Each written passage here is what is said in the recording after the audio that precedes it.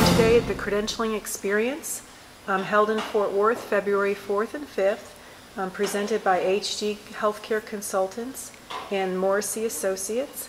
And joining us is Vicki Searcy, and our chapter had a question for Ms. Searcy today. We wanted to ask her where she thinks the medical staff profession is going in the next 5 and 10 years. Thanks, Bonnie, for that question, and it's something that I think about a lot. You know, as I work in a lot of facilities and I see, you know, all different types of medical staff offices and all different types of medical staff professionals, all of whom are really hardworking individuals, but our industry is really changing rapidly. And some of the changes that are occurring have to do with more technology being used in our field to do credentialing and privileging and so forth. And as a result of that technology, it's making, for some of us that have really harnessed this well, it's making parts of the job easier. And an example of that is like if your organization has online applications and online privileging for your physicians.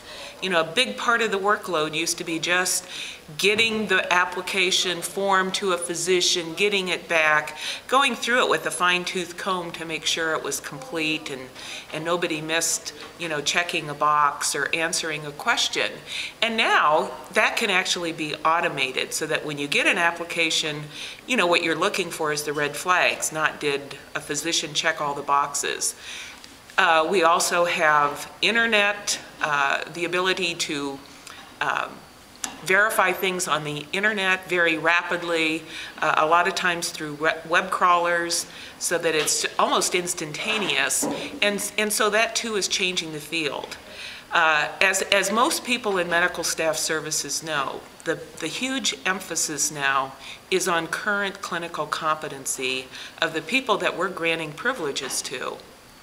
And that's where I really see the future for people who want to continue to stay in medical staff services. We've got to become experts in how to evaluate competency, and that involves several things. It involves the entire privileging process of how do we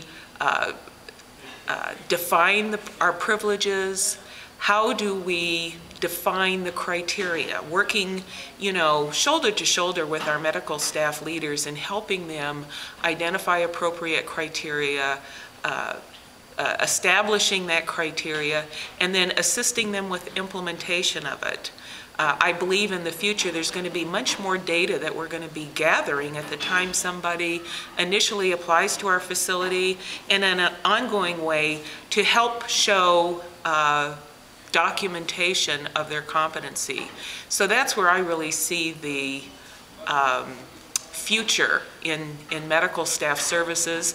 I think it's an exciting future. You know, it's much more exciting to do that than, you know, to respond to hospital affiliation requests, for example.